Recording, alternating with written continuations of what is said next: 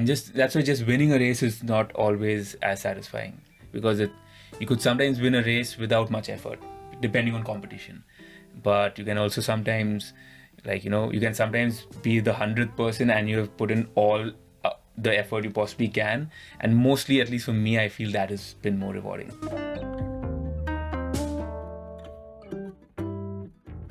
The races that have gone by are not the tough ones because I'm done with it. The tough ones are usually the ones that are coming up, because I know if I'm doing a race 6 months from now, I have to also do 6 months of preparation every single day. And the painful times are in the moment, in the every single day kind of on repetition, and not in the race mostly.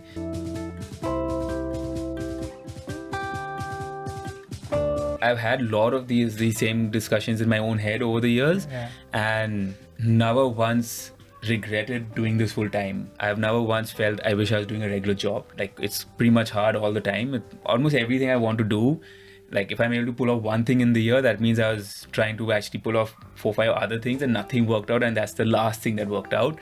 So it still happens that way, and half my year goes into just like I plan 3-4 things for the year and only one thing gets executed. So it's still that way. Half the time I don't know where I'm going to get rent from next month, but till now not a single day goes where I feel like I wish I was doing a regular job and had like regular money coming in every month.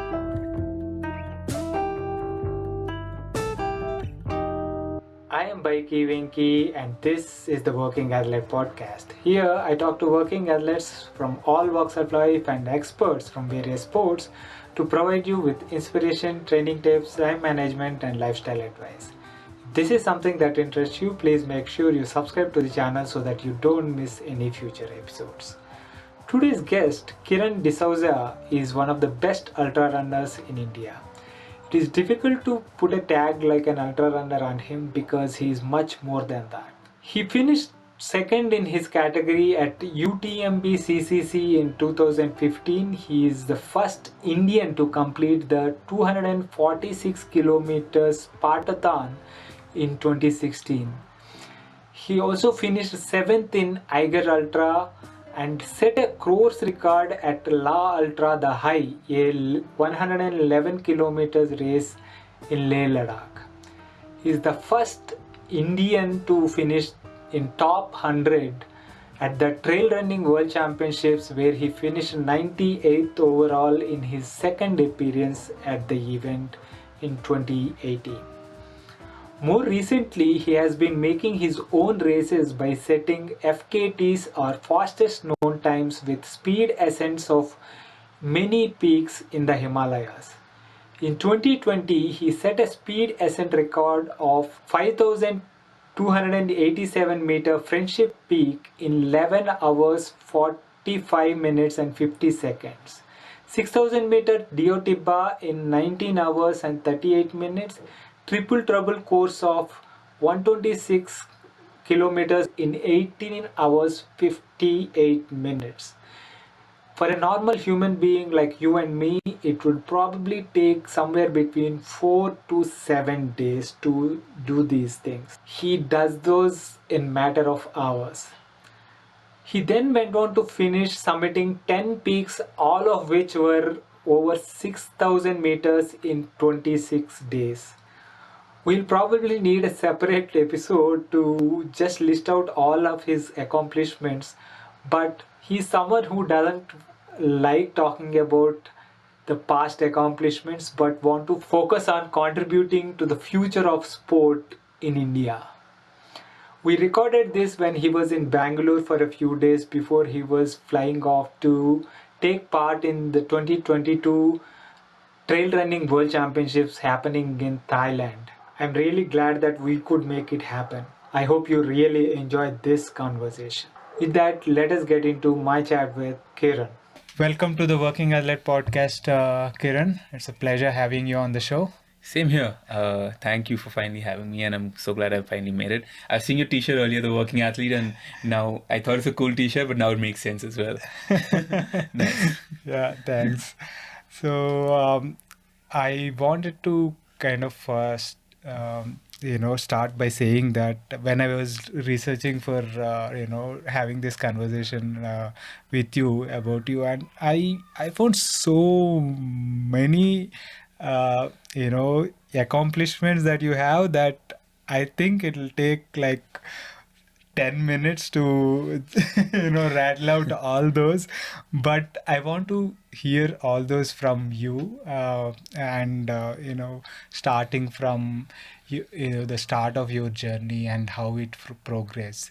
So let's start by talking about what was your relationship with sport, if any, as a kid? Thank you. Firstly, appreciate it that you think I have a lot of accomplishments. It's definitely humbling to keep, and to hear stuff like this. Even though I don't think the same way about it, but thank you for, beginning with that. So to answer your question about my association with sport generally, right? Like growing up, I had access to some form of sport, mainly because of my dad being in the Air Force. So access to a lot of open areas, and I was just active. Couldn't sit in one place and just did a lot of sport. Nothing seriously enough, but everything that I could get my hands on. So I loved cycling, I loved karate, I like football, I loved swimming, badminton, football, sitting in the bunkers in the Air Force and in the grounds and all that, like playing around in that, like everything, climbing up trees, jumping out buildings, like first floor of buildings and all that. I just enjoyed being out and being active. So most of my childhood, I've been fortunate to be able to have access to a lot of open spaces and a lot of different kind of open spaces because of where dad would get transferred to. And I think I never, growing up thought I would get into sport, essentially. But I love sport. I don't think I right now run a lot, but generally I love sport. Like I can go and play football and I'll have as much fun. Right. So, but there you said you seem to have played like every sport there is, but then what how did your foray into running kind of take hold? That mostly started because of the fact that once I got into college, I realized that most people's priorities are not sport and being active. You have different priorities in college, and if you want to do team sports that I was always doing before that, you needed to have more than one person.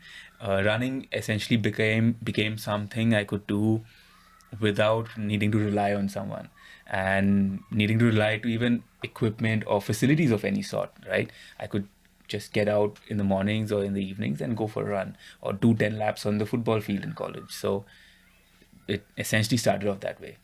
Okay. So you started running in college, right? So, but did it kind of immediately take shape of competitive running, or how did it progress? So the first time I started running was more for a race in college. So it started off with a competition sort of, but I continued doing it from there because I was enjoying it, and I would even go for competitions, but I would also enjoy running on a daily basis and looking forward to a competition like the TCS 10K, and I used to run. I remember races in Mysore and everywhere. So I didn't know that time what's a good time, what are good numbers for 10Ks and half marathons or anything, and I did not have much access to information, so I had no idea. But I was enjoying it, and I enjoyed going for races and the work every day to prepare for a race 2 months later. I enjoyed all of that. Yeah. So you basically enjoyed the process of having a goal and working towards it, and then also the daily rigor of having something go and something to look forward to constantly, and to go to new places. And I did the race in Delhi, and like in 2011, like the ADHM Airtel Delhi half, right? So I did that back in 2011, and the fact that I could go to Delhi during my college break just to do that race and come back, it was a fun experience generally. Right. So your running journey started around which year? 2010. 2010 Yeah. is when it started. Okay. So from then on, how did that progress, the running journey progress? Yeah, it did not progress the most gradually, the way I now keep telling everyone the way it should progress for someone. I essentially started with the 10K, a year later did a half marathon, and a year later did a 100K. So that was like within the first 2 years. Half marathon and then And then 100K 100K. And within the I two skipped years. I skipped the marathon and a 50 and 75 and everything. And yeah, so it was fast with that. But after I did the 100K, it sort of eased out. I did not rush past the 100K. I hated the 100K to begin with, and then loved the running, and then did a marathon and enjoyed running longer distances and doing more of that, and didn't feel the need to go past 100K until a few years later. Right. So what was your thought process behind jumping to 100K from say half marathon? It would make me sound as stupid as one can possibly sound. So I did it after the 10. When I graduated to the 21, I was like, essentially I've doubled the 10 to 21, and it was an easy jump. So if I want to progress, and if it was too easy, I was like, it was not a challenge. So I was like, if I graduate, it will probably be too easy if I just double this and go from a 21 to a 42. Right. So I should probably look for something more realistic as a challenge, and decided to go all the way to 100.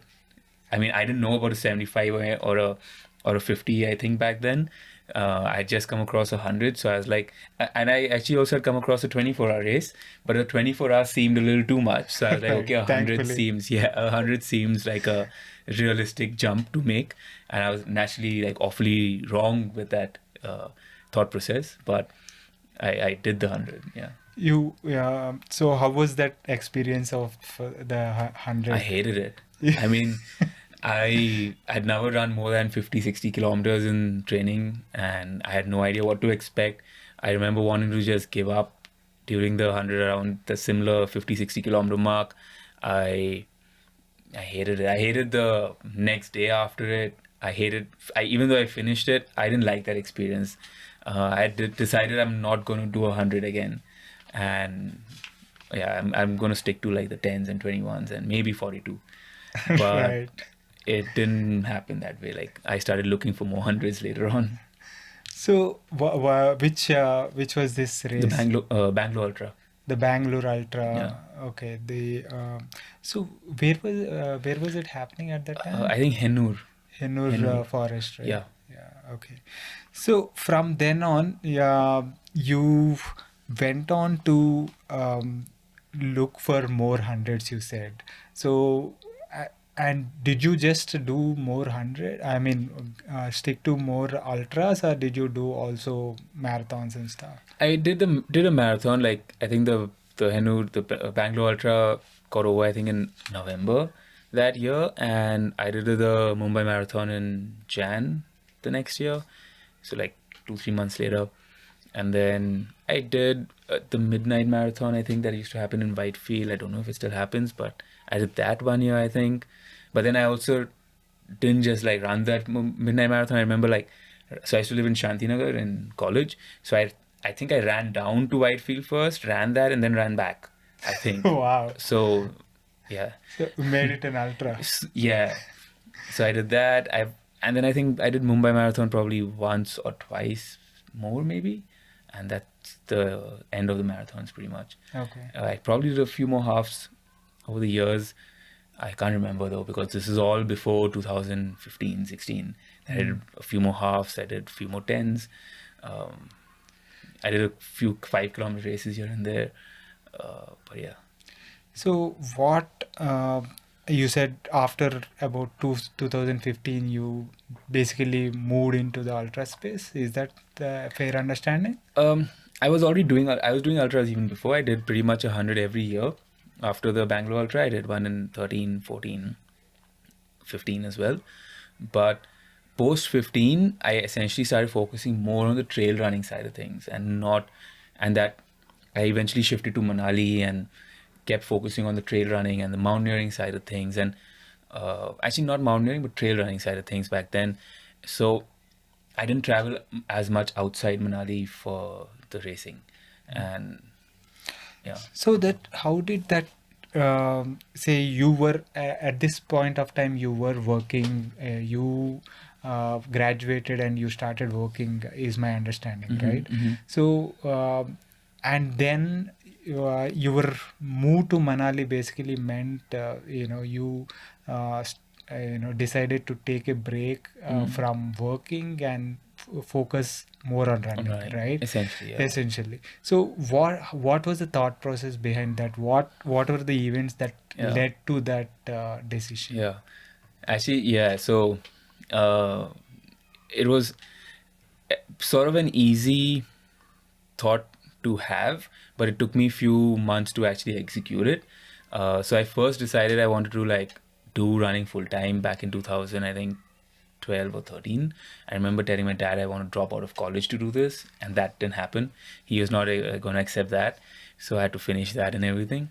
And then I started working, and the thought process that I essentially had was, do I want to be, I was what, 20, 21 or something back then.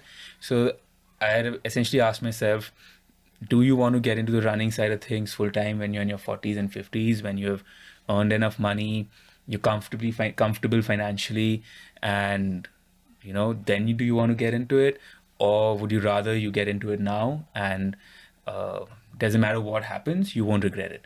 I sort of had that thought process for a few months, and it was easy because I knew I wanted to get into the running side of things right away. I didn't want to wait for the kind of stuff I wanted to do. Needed time and needed years, and I wouldn't have that time to do all these things once I was in my 40s or 50s. The kind of stuff I wanted to do. So I was like, it's an easy decision to get into this full time now, and yeah, just got into it. So it was it like, so from around that time you were doing rather well in the runs and the races, you were winning. Was that also a factor? Yeah, for sure. The fact that I was doing decent, I wouldn't say well, but I was doing decent. I was winning racing and all that, but the fact that it helped for sure to give me the confidence that I could take this somewhere, and that I could be way better at this if I committed more time and effort to it. Right. So did economics factor in the sense that we don't see many people actually making a living out of running, right? Running or cycling, for that matter. So what were your calculations in terms of that, sustaining yourself, making a living out of for yourself and stuff like that? Honestly, that's been the harder part, and not the decision of running. The making a living out of it has been the harder thing to crack. But when I was deciding to do this full time, I was aware that I would not make any money, but I had to figure out how to make money and how to make this sustainable. And I was also willing to get into the grind of it and suck it up and work at not just running, but also figuring out how to solve that problem of the financial side of things. And I just cut down on costs. I didn't pay for rent for a year because I didn't have a home. I lived on the floor. I lived out of a bag. Everything I owned fit into one duffel big bag and one backpack. I didn't pay rent because I just had a corner in a house somewhere, and I just lived in that corner essentially. I moved to Manali, lived as dirt cheap as possible. The first year I was in Manali, I just had a blanket for the winters. I didn't have a heater in my room. I didn't have anything warm, just had a blanket. Wow. I didn't have warm clothes that year because I'd never been in such cold, so I didn't have down jackets or anything of that sort. I just wore multiple layers, and I think I had one long pant that was given by a friend before I shifted to Manali. Other than that one long pant, I had no other long pants for the winters. I had my shorts and I used to just be in that, and I used to just layer up multiple layers, and I just saved up everything that I could possibly save up to race. And yeah, lived on basic dal chawal kind of food, cooked just that. Kept the expenses as low as I possibly could, and yeah, just did that. That was the outgoing part of the expenses. Yeah. But what were the incoming though? Oh, I don't even remember. I think back then there was no incoming. Like, I saved up money before I did this full time. Essentially, that was the most incoming. The savings that I had a little bit. Savings from the work that I was doing. you were doing. And I had just come out of college, so I was lucky. Like, for birthdays, family would give money. Like, you get like 3,000 rupees for someone would give for has a happy birthday in the family, or someone would give, and I would collect.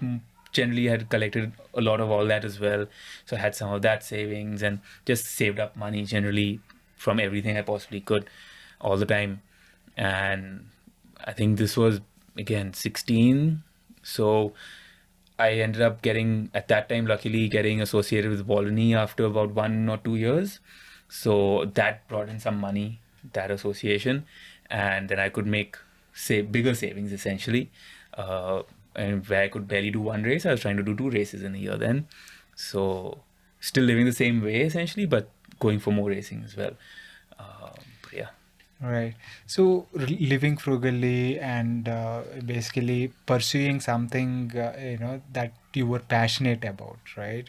So what was driving that passion, at that point of time?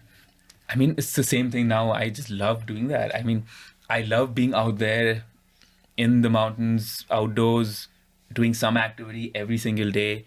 Yeah, I just love that. I mean, yeah, there's nothing much more to that. Yeah, were there any, any moments where you wished that, you pursued something of a normal,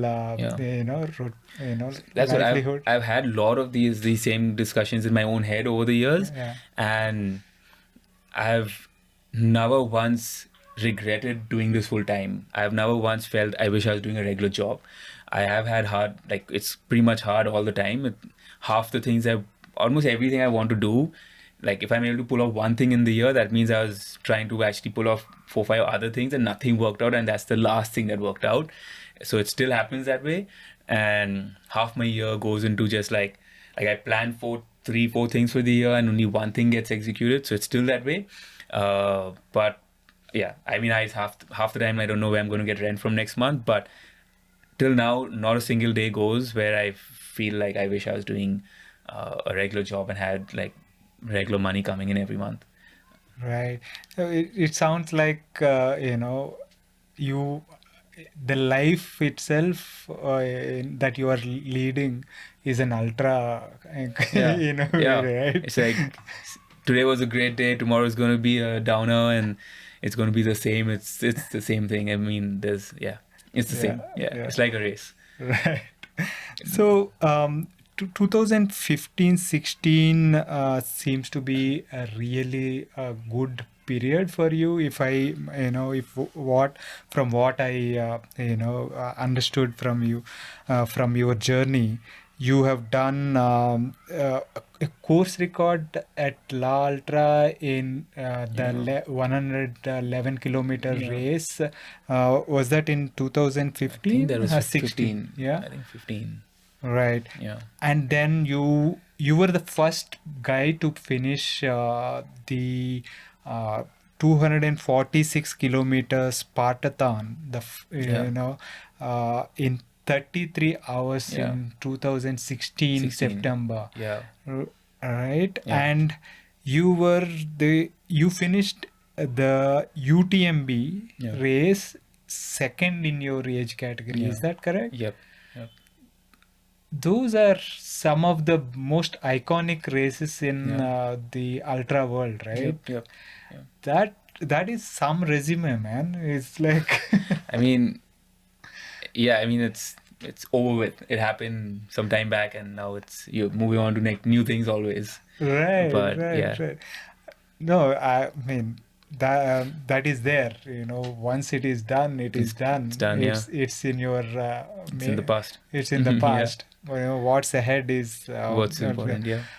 But you always seem to be like very aptly, like you said, moving on to the next big thing. What's the next big thing is always in your mind. Yeah. So, but let's go back a little bit and talk about that period where you were doing a lot of these races outside in the Europe, right? What was that experience like? Oh, I mean, really good. To put it simply, right? Like, the racing scene is nothing like what we have in India. It's years ahead of it, right? The quality of racing, the quality of events, the quality of experience, everything is just on a whole different scale. And that was the idea with going to race in Europe and CCC and all the big races, because the competition is in Europe. It's not here in India. So I never got into doing running full time with the aim of trying to be the best in India or something. The idea was to be competitive on a global level, and I just chased that, essentially. I'm still chasing that. Yeah. No, but see, what were, out of all those races that you have done in Europe, what was the most memorable and most I think toughest? That's a hard thing to answer, the toughest thing, because once it's in the hindsight, it's in the rearview mirror, and you forget about it. Generally, it's the races that have gone by are not the tough ones, because I'm done with it. The tough ones are usually the ones that are coming up, because I know if I'm doing a race 6 months from now, I have to also do 6 months of preparation every single day, and the painful times are in the moment, in the every single day kind of on repetition, and not in the race mostly. So the races are tough, but what's done is it's all in hindsight. But memorable, I have to really Spartathon definitely up there, because not because of the fact that I finished it, but the whole emotional roller coaster experience that I went through during the race to pull it off. It was not a straightforward race. I ran well, then I ran really hard, really bad. I was in a lot of pain. I hurt my legs, and then I was barely running, but then I still finished.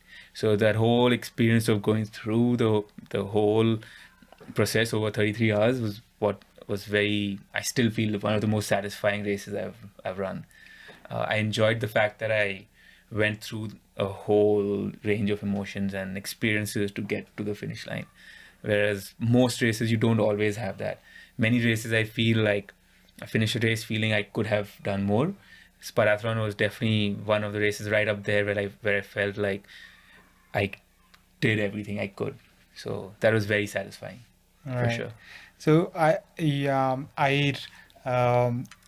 read or heard you saying that the last part of the race is never physical. Yeah. Can you elaborate on that? Yeah, I mean, it's like you can prepare as much as you want, but if you're running a good race, and if you're running, not in terms of time, but a good race in terms of doing justice to the effort you're putting, if you're putting an honest, hard effort, then usually you are just constantly depleting, and you're also constantly getting past just the physical stages into those stages where you got to dig in mentally and keep pushing to continue to sustain that. And then essentially it means that. But if you go and run like a chilled out, relaxed race, and then it won't necessarily be the same thing. But if you go and put in an honest effort in terms of how you're running, and you want to leave yourself out there, then you go through that. I think the where you start off the race just based off your fitness, but then to sustain that pace and sustain that effort, you have to dig in more mentally, and of course the fitness will help that, but you got to also keep digging in. It doesn't matter how fit and how fast you are, because eventually if you're putting an honest effort, everyone, however good you are, you have to get into that. Otherwise, you've pretty much done like half a job. Otherwise, Right.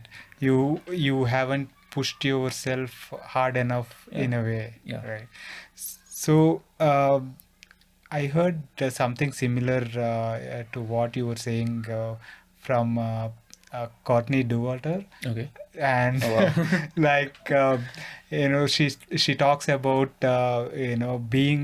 getting to her pain cave and saying, oh, this is what I have worked for to get to my pain cave. Exactly. And then continue digging from Exactly. there, make it bigger. Exactly. Right? Exactly. Right. I mean, you don't want to have an easy race out there, or you don't want, because at least I like to feel when I've finished a race that I've put in my 100% effort. And that's why just winning a race is not always as satisfying, because you could sometimes win a race without much effort, depending on competition. But you can also sometimes, you can sometimes be the 100th person and you have put in all the effort you possibly can. And mostly, at least for me, I feel that has been more rewarding. Right.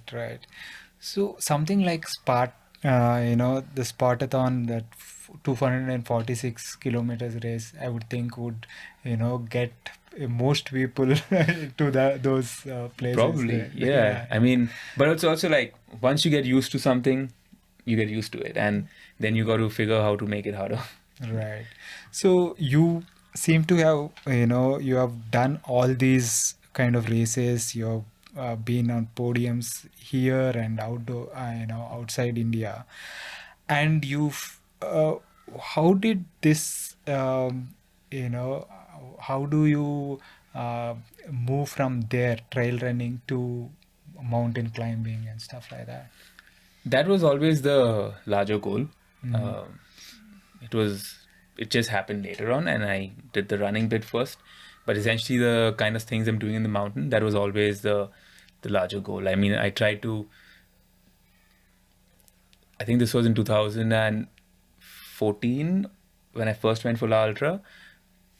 Back then I remember thinking about trying to do a speed ascent on Stoke Kangri, and then I thought of a speed ascent later on Stoke Kangri as well, and then I thought one on Friendship as well. But eventually I actually executed the idea of a speed attempt in 2020. So it took me like 6 years to just go from thinking about it to actually executing it. So, I mean, and even before thinking about it in 2014, I still had ideas and goals that were mountaineering related. It's just that it's happened much later in the timeline of things. Right. So why is that? Did you plan it, or did it happen organically? How did it I would say come it's to a pass? mix of many things, and one of it would just start off with the country we live in. We don't have things as easily accessible, whether it's support or information or equipment or anything, especially for these kind of things. So one big reason for things to take longer than what I would want is mainly this, not having the right support to do these kind of things. But it's also like I had to choose. Because of that, I had to also choose, what do I do? And running was more of an easier activity to sort of focus on compared to the mountaineering thing, which was harder because everything is, even equipment is harder, and the learning process is harder, the access to the sport and the activity is harder. And yeah, whereas running is something I can do anywhere and everywhere. I was doing it in Bangalore, I can do it everywhere. Yeah. Right. So how did you finally get into it? Did you do the mountaineering course and stuff like that? So I had done a mountaineering course back in 2009, and even before I was running. Right. Yeah, Wow. yeah. Hmm. I did a course then, and then that's it. Yeah. Okay. But I got into it mostly thanks to COVID. I mean, I knew I was not going racing anywhere in 2020, and these projects were things I was waiting to do for many years, and I had the time now. Right. Yeah. So you have done this, basically in 2020 you have done Friendship speed ascent of Friendship Peak, which is 5,287 meters in 11 hours 45 minutes and 50 seconds, right? So was that your first attempt at That's this? the first, yeah.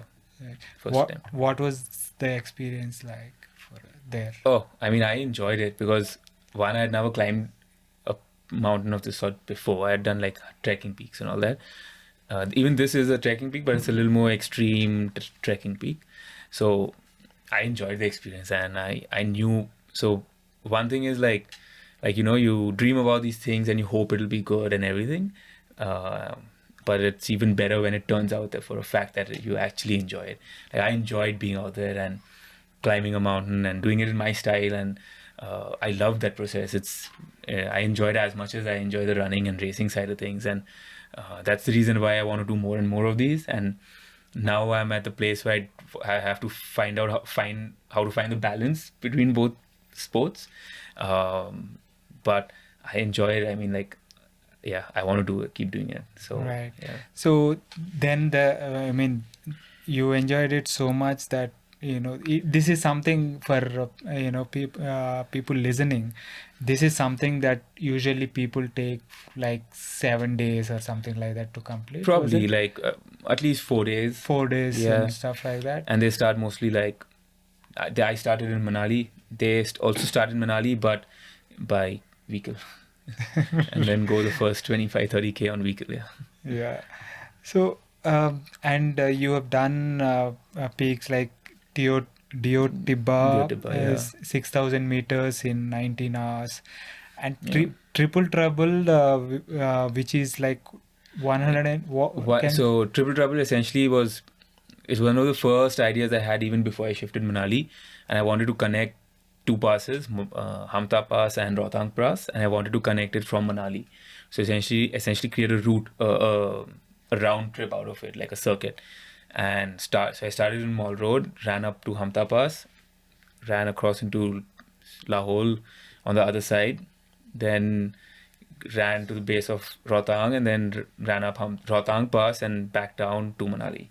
So that whole loop was about 126K. Wow. So Triple Trouble, because it sort of roughly adds up as 3 back-to-back marathons. So right. Triple Trouble. And you did that in 18 hours 58 minutes. Yeah. And at that elevation and all that altitude and elevation, that sounds really something that's did it put you on the edge? How did it go? Not really, because I'm very comfortable with altitude nowadays, because I spend a lot of time in and out of altitude, and I'm constantly going up to 4,000 meters and higher as well. And so the altitude I was very relaxed with, and even the route generally, like, other than the fact that I was running for long hours, it was pretty comfortable. And I did a few mistakes here and there, like I missed out on one turn when I was coming down from Hamta Pass, and essentially didn't take the regular trekking route, and the regular trekking route crosses the river, but I didn't cross the river, and I ended up staying on the left bank. But that essentially led to a tricky, rocky section that I had to cross. And after about 8-9 hours of running, crossing that section, which essentially, if you fall down into like the river is flowing down, and you just get washed away, and no one would know. That was a little like a tricky thing to deal with, but also a good experience, because it gives me more confidence in my abilities, not physically but mentally as well, to be able to reel in how I'm feeling and how I'm reacting to situations, and how to deal with situations. And yeah. Can you expand a little bit on that, the mental aspect of things? How you deal with? I mean, it's simple, right? Like, if you're stuck on the side of a cliff and you're going to fall down, and it's a very steep section, and you are in the wrong gear, you're tired, your legs are paining, your mind is slow, it's sort of dark because it's before sunrise, and you still have your head torch on. So you have two reactions to it essentially, right? One is you either freak out and you you lose control of yourself, or you sort of like reel it in and just control yourself and the situation better and deal with it literally one step at a time. So it's a choice essentially what you make. And yeah, just made a choice. Man, you make all these sound really simple. I mean, yeah, I don't know, yeah. Right. So from there, you thought up another big project, which is 10 peaks all over 6,000 meters, and you wanted to do them in like 30 days. Mm-hmm. So how did this project come about? What was the thought process behind that? So it was sort of simple because, to do one mountain when I was doing something like friendship and Deo Tibba, there's a lot of work and months of work that would go into just executing one mountain. So at some point after Deo Tibba, I felt that what if I put all the work but get to do more mountains and instead of living that experience once on one mountain, maybe I'll get to go through that experience and live it on multiple times in a shorter duration. And yeah, so essentially that led to the idea of trying to do more peaks in a shorter duration. So was the effort that was needed to execute this, and the single peaks that you attempted before, comparable in terms of the effort in the build-up was the same? Okay. Because like I mentioned earlier, all the effort doesn't go. The easiest part is the training and the preparation. All the effort actually goes into trying to raise support, and that effort was the same.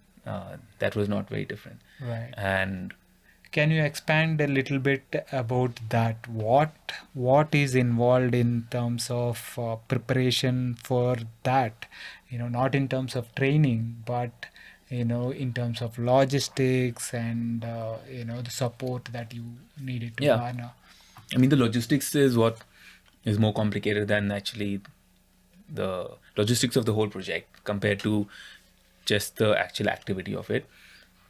The logistics, like just to be for starters, for the 10 peaks, there's no information available about this region from mountaineering, what perspective, like what peaks exist and how climbable and what the routes are. There's no information. So just trying to understand that was a challenge itself. And then there's no network in that area. So once I got to Kurzok, what mountains I wanted to climb was basically, it's only dependent on the planning I did before coming when I had network.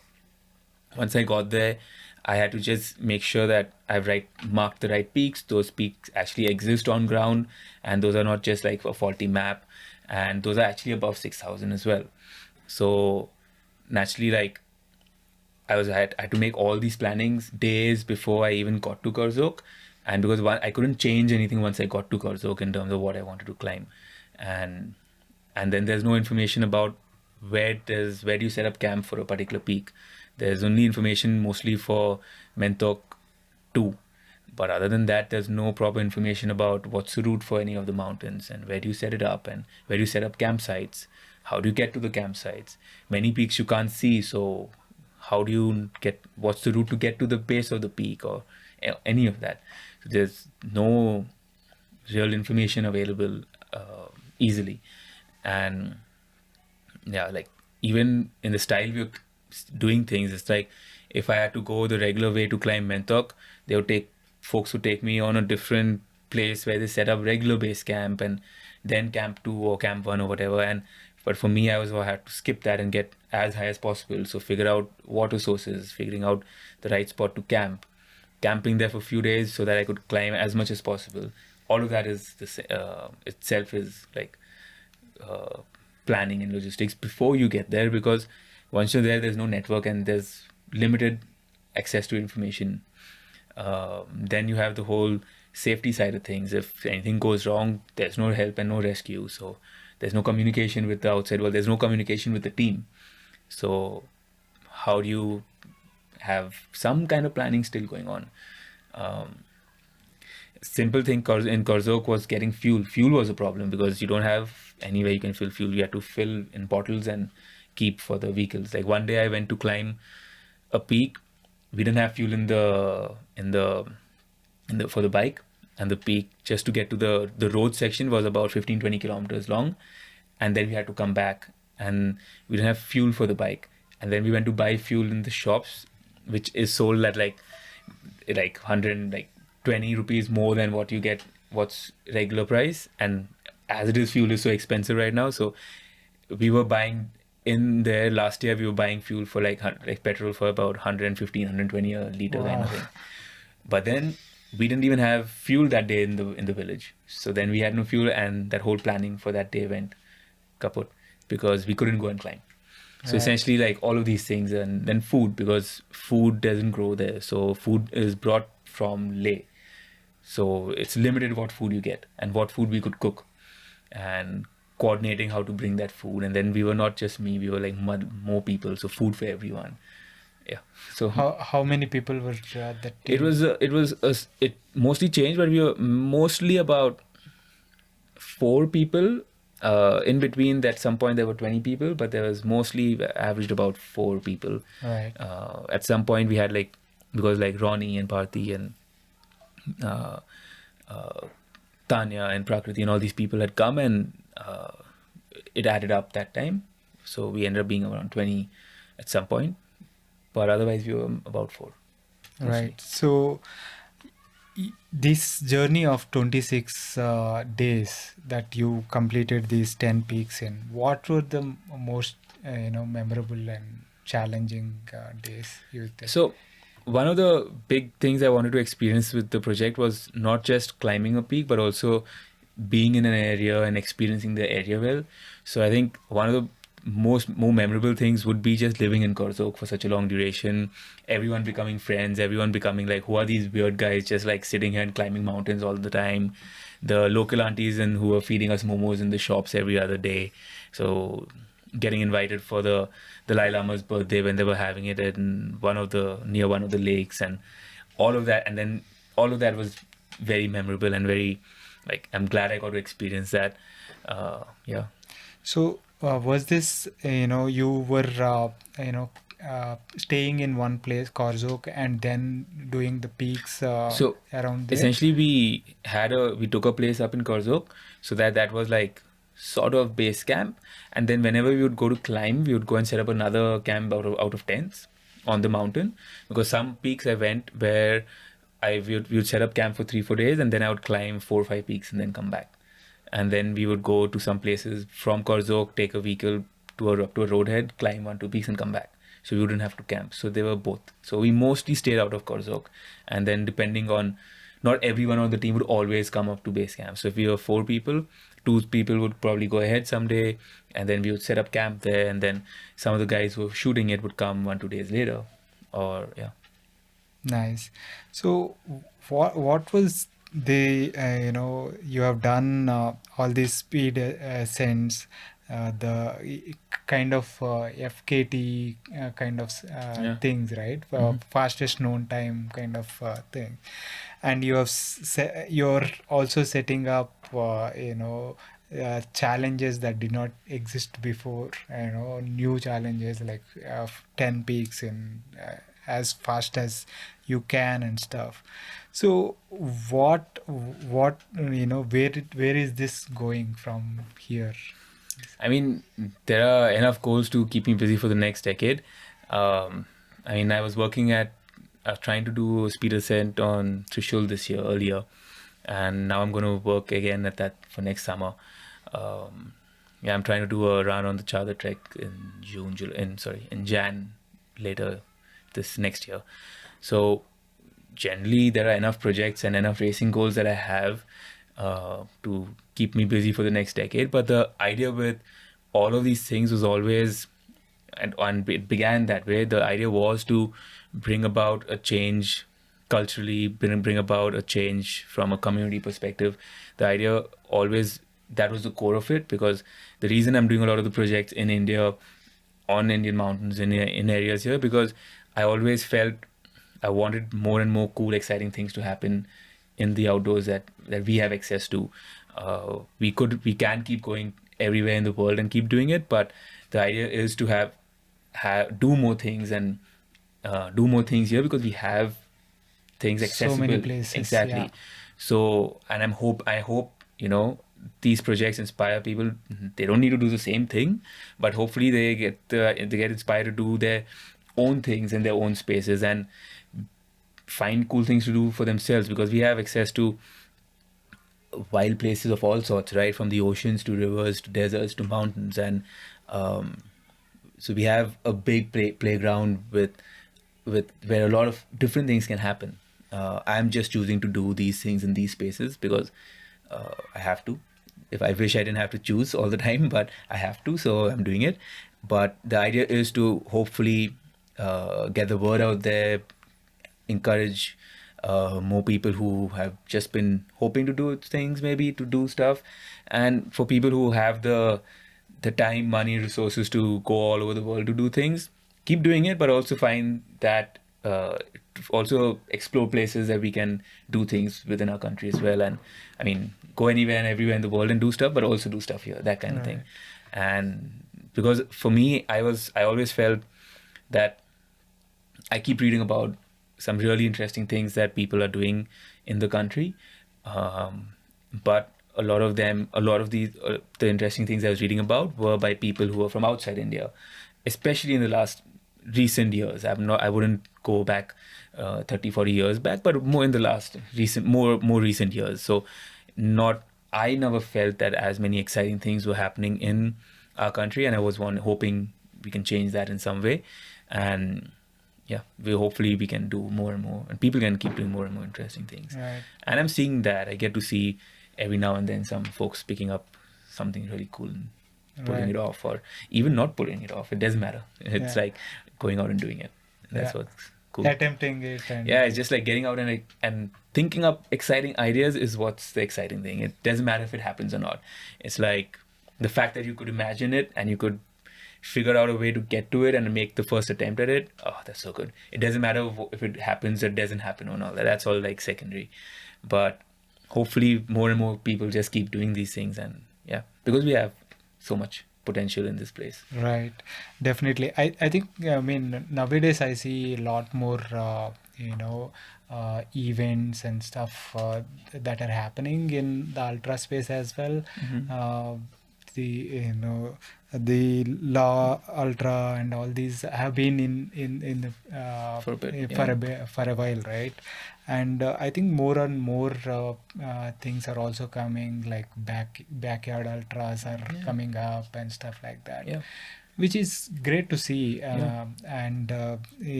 ultra space in general is, I think, slowly picking up. It's picking up slowly for many years. And the trail running and everything. It's been like that. It's been picking up slowly for many years, but many things that are related to it are not picking up as well. And I just hope it picks up sooner. So now you are coming to your ultra journey, and you have been you have represented India at Trail World Championships in 2017, 18 and 19, right? So how was the experience there? I mean, I know folks heard this enough, but getting the opportunity to actually represent your country it's one of the coolest things that someone can experience, for sure. Like we don't get to do this, and till 2017 we didn't have that opportunity as well. And the fact that now it's accessible to a lot of people, it's pretty exciting. And the fact that I had access to it and have been able to have access to it it's pretty awesome.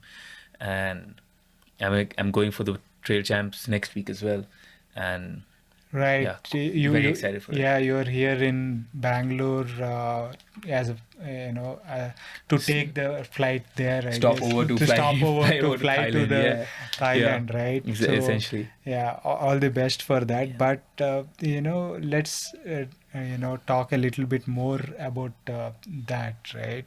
Um, so what kind of in 2018, as I understood, you finished 98th at the World Championships. So how and before that there has never been a top 100 result, right? So do you think that is going to change now? I mean, the least you can always expect is that we constantly progress, and if we are progressing, even if we are progressing slow, it's still progress. Right. But honestly, it's like we're competing against the best people in the world, and we come from different places, and we have different start lines to even get here. Different things that are accessible, different kind of it's very different. So without the right support to eventually be competitive, it is very hard. And that is even though I've been working at this for a few years now, it's still very hard to be able to do that, because most of the energies go into figuring out the right support to get something done. And it's not necessary, and not just the right support to get to just to get to a race. And I don't get to race as much as I would want to, or how much most people get to actually race in a year. I get to maybe do one race or two races in a year, and even to get those 1-2 races is extremely hard to get that happening. So I mean, as long as at the moment, without the right support, if we can just progress, even if it's slow progress, it can't ask for more than that, because it's hard to get onto the highest level stages without any kind of support. I mean, to get the right gear is still hard in India. So Right. yeah, forget about like the racing support or financial support or anything. Like, you can't get the right pair of shoes if you want to even get to the right place. So Right. it's yeah. No, definitely like you said, all the people in a sense have different starting points and different starting lines, like you put it, right? So for starters, a lot of these countries have trail running and ultra running culture for a long time, and the field is so vast and so talented. I mean, it's basically if when you have access when you have the culture and when you have access to the races and stuff, you automatically it's going progress to a little progress faster, right? The learning curve can reduce. Right. Yeah. So that is what it's all. I mean, the results are a factor of lot more things. A lot more things than just one. Correct. Like one thing. Just like talent. I have trained for races and not even gotten to the start line of races, just because I couldn't leave the country. So it's happened enough as well over the years. So it's just Yeah. So, what is preparation for a world championship, trail world championship look like? So I only recently got myself a coach, and so now honestly I'm just relying and trusting him. And the preparation, essentially, at the moment, the last 2 months we've changed it up a little bit compared to what I would have done. A lot more focused on building muscular endurance and strength and everything. So it's not necessarily the same kind of training that I would have done if I was doing it myself. But that's why I got a coach. So. Right. So how did it, you have been in the running journey for a long time, for years, more than a decade now, right? And you have been doing it, you were on your own, and now you got a coach. How did it change from when you were, doing it on your own and now?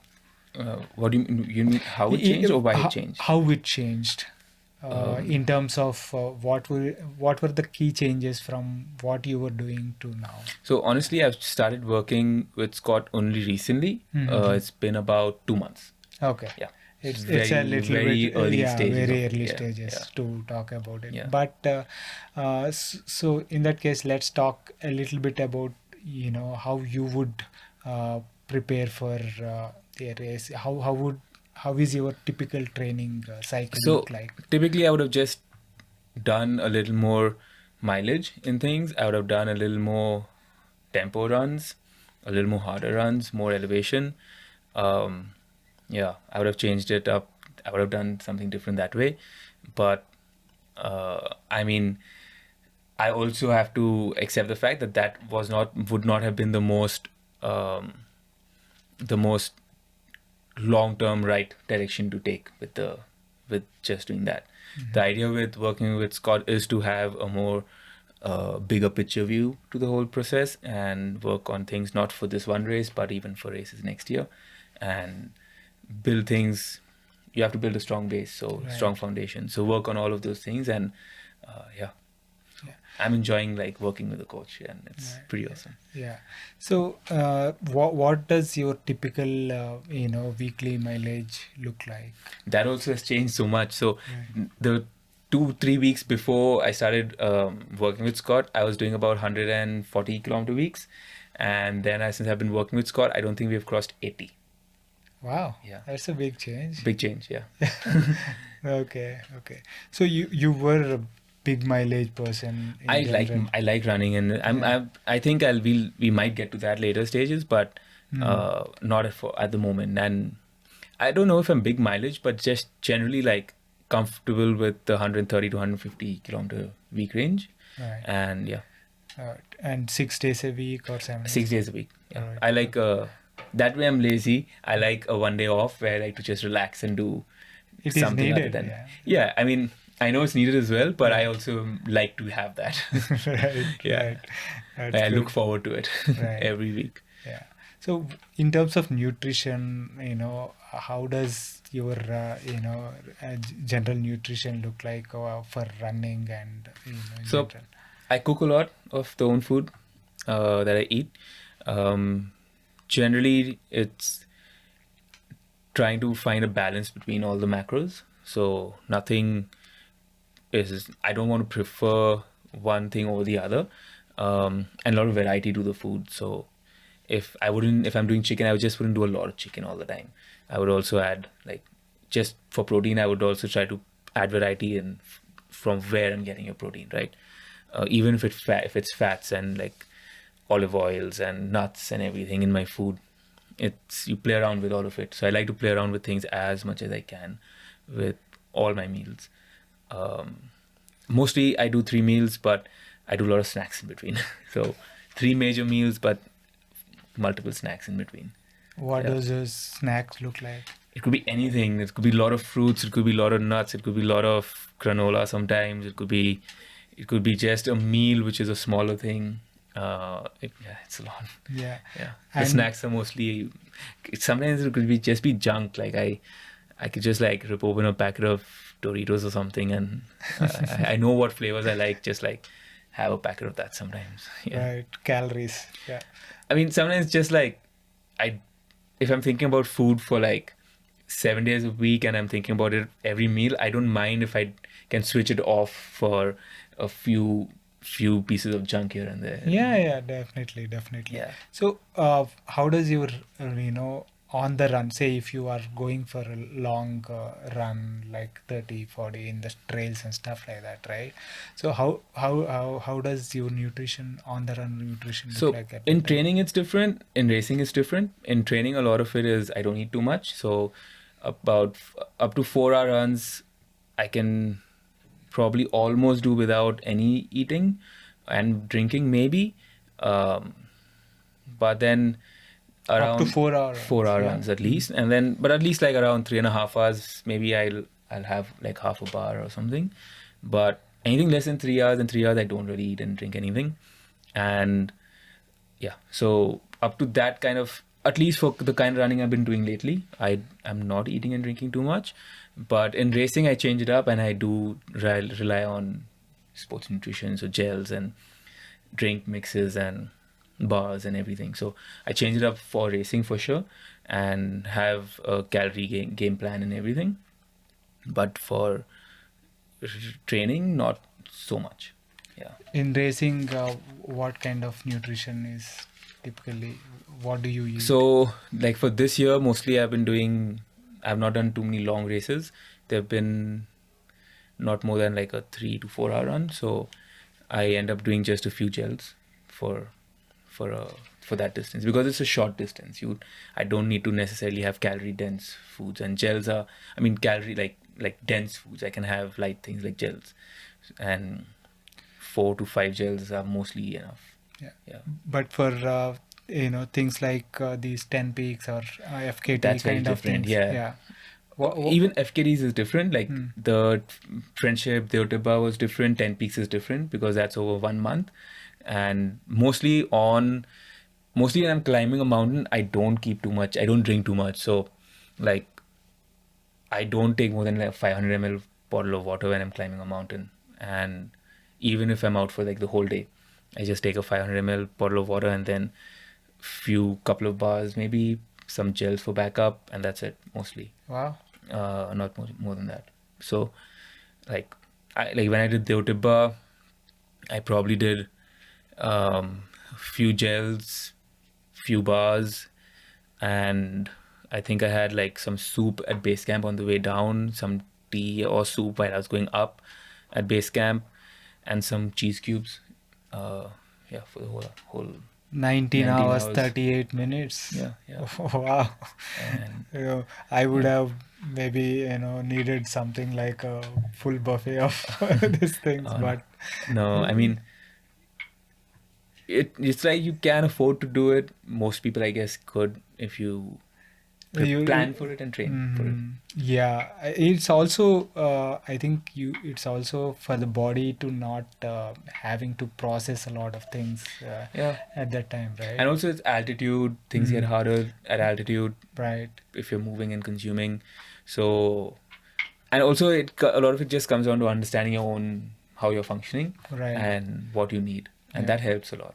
Right. So it's intentional not eating those things. It's not just accident or something. I know that I can deal with it, right, and I can manage. Like when I was doing the 10 peaks project, I would mostly eat something when I left the base camp in the morning. I would just take like 1 bar or 2 bars, maybe 500 ml water, and that's it for the whole day of climbing, and then come back and have a big meal. So right. So I mean, all the best for your the world champs that next week. I think by the time you are back, maybe this will go out maybe in 3-4 weeks, but nice. By that time you would have completed that. The world champs will come back. Preparing for my next race by then. Yeah. Nice. But all the very best. It's been quite some time taking, but hopefully the next time you are in Bangalore, we'll sit down again and talk about more. I mean, I think we did not cover even the surface of what you have done, but I would like to really dig deep and go there next time. But thanks for taking the time. No, and, I appreciate it. And we've been trying to coordinate this for a long time. And thank you for your patience in trying to have me over as well. And his patience that's, I think, spread across the last 1.5 years now. So I'm sorry for the fact that it's taken us this long, but I'm glad we've finally been able to make it happen. And thank you so much. Appreciate it. Yeah, I hope this is the first of many such conversations. For sure. And I was wanting to ask you when we came in and before the podcast, but do you have t-shirts? Yeah. Nice. It's a cool shirt, that's why. Yeah, definitely. I'll get you one. Thanks again for taking Appreciate the it. time. Thank you.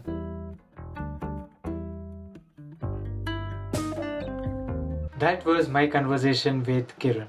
I hope you enjoyed that. If you are enjoying these podcasts and are finding them useful, please consider supporting the channel by subscribing to the channel on YouTube as well as on your favorite podcasting app. It really helps. Thanks again for your continuous support. See you next week with another guest.